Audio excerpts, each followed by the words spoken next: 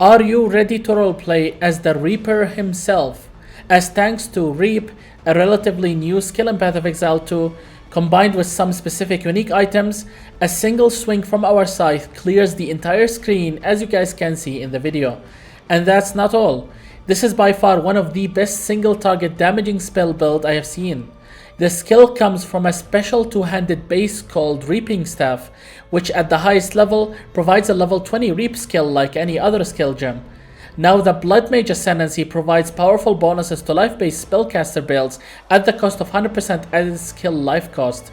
This is completely irrelevant to us because built-in skills that come from items cost nothing. We get to enjoy the massive quality of life feature of not having to worry about our mana pool. Anyway, our first choice of Ascendancy is Sunder the Flesh. This node hard sets our base crit chance to 15%. This is extremely powerful, specifically while leveling, because most leveling spells in this game got anywhere between 7 to 8% base crit chance. Hence, it allows you to transition into a crit build as soon as you get it. Anyway, next we take Vitality Siphon. This node grants 10% life leech from spell damage. It is useful while leveling to regain the life spent from casting spells, as you won't be using Reap early on. And it's extremely useful in endgame thanks to the gloves we are using, which causes all leech to be instant. Now for our third Ascendancy we go for Grasping Wounds. This node effectively grants us Progenesis Flask effect from Path of Exile 1. 25% of all damage you take will be dealt as damage over time instead. This gives you a window to leech more life or use your life flask after taking a big hit to save yourself. Last but not least, we got Gore Spike. This node grants us 1% additional critical damage bonus per 50 maximum life. It is self-explanatory why we took this one last, as it becomes more useful the more life you have. But with that we are done with our Ascendancy. Now let's take a quick look at our passive tree. Our tree focuses on spell damage, spell crit chance and critical damage, area of effect and area damage, physical and elemental damage, some armor break, and cast speed. Alright, now with the passive tree out of the way, let's go over our items. Firstly, you are going to need a Reaping Staff. Buy one and annul every mod on it until one is left. Chaos spam for either tier 1 or tier 2 cast speed depending on your budget. Next, exalt a prefix with Omen of Sinistral Exaltation. Then use Omen of Sinistral Crystallization in conjunction with Perfect Essence of Sorcery to replace the prefix you just slammed with +5 to level of all spell skills.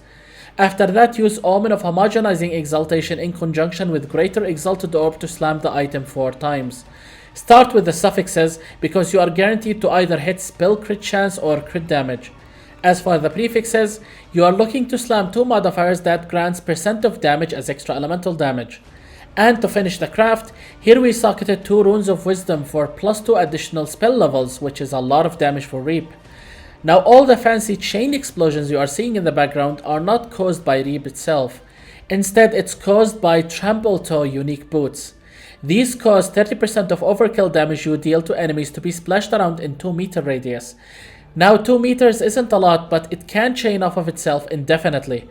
Also, we did scale its radius by investing into generic increased area of effect modifiers on both our passive tree and jewels, up to the point where killing a single monster clears the entire screen, and sometimes multiple screens if you are doing something like a breach. Anyway, these boots are common and do come with moderate movement speed roll, although you should definitely get yours corrupted with an extra rune socket, because we are gonna socket Runes of Chase for extra movement speed. Anyway, another core unique item we have in this build is Kaum's Heart.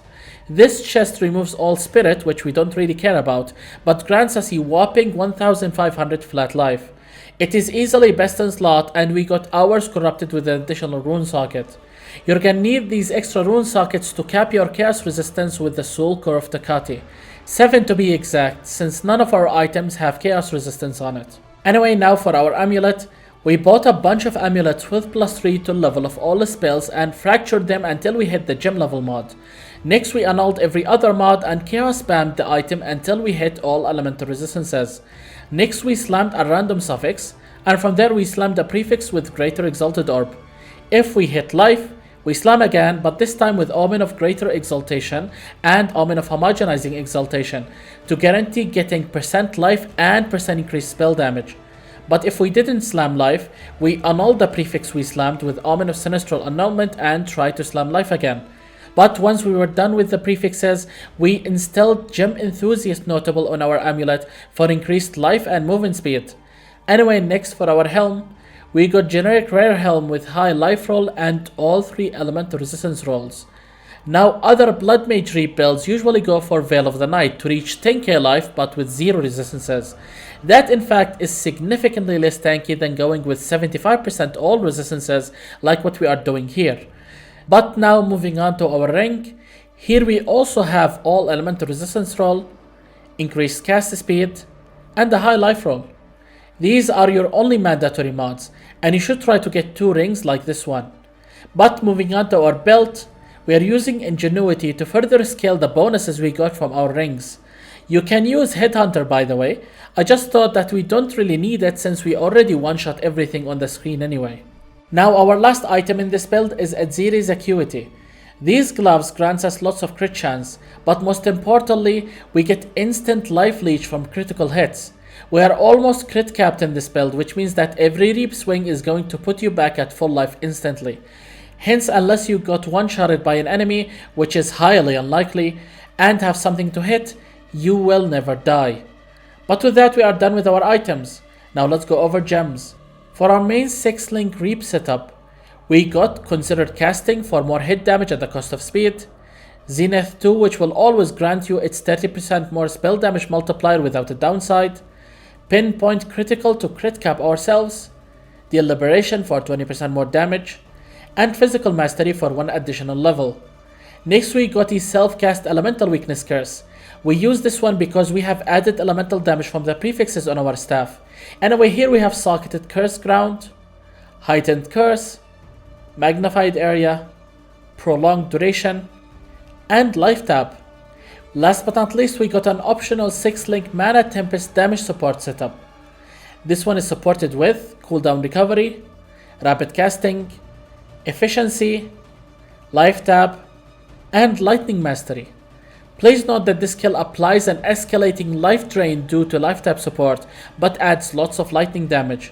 And while efficiency support reduces this drain, it's still going to drain your entire life pool given enough time. Hence, just cast it and start moving away while casting Reap slowly. The buff will persist for 2 seconds after leaving the Mana Storm, thanks to its gem quality. Generally, I'd recommend not using this skill if you don't know what you're doing. But with that, we are done with our gems. Now for jewels. First of all, get a Megalomaniac Diamond that allocates Stormbreaker. This node increases our damage by 20% per element on the enemy. We got cold and fire damage on our staff, and we get lightning damage from Mana Tempest. That's 60% increased damage. You want to get this node alongside any other useful damage notable, like for example Tempered Mind. Any remaining jewel socket you have should be filled with a normal rare jewel like this one.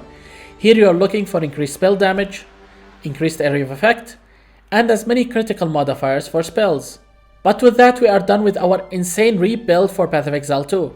If you guys have enjoyed this video and maybe want to see more, then feel free to subscribe so you don't miss out on any future build guide like this one. Also make sure to let me know your honest opinion down in the comment section below. My name is Phoenix and I will see you all in the next video.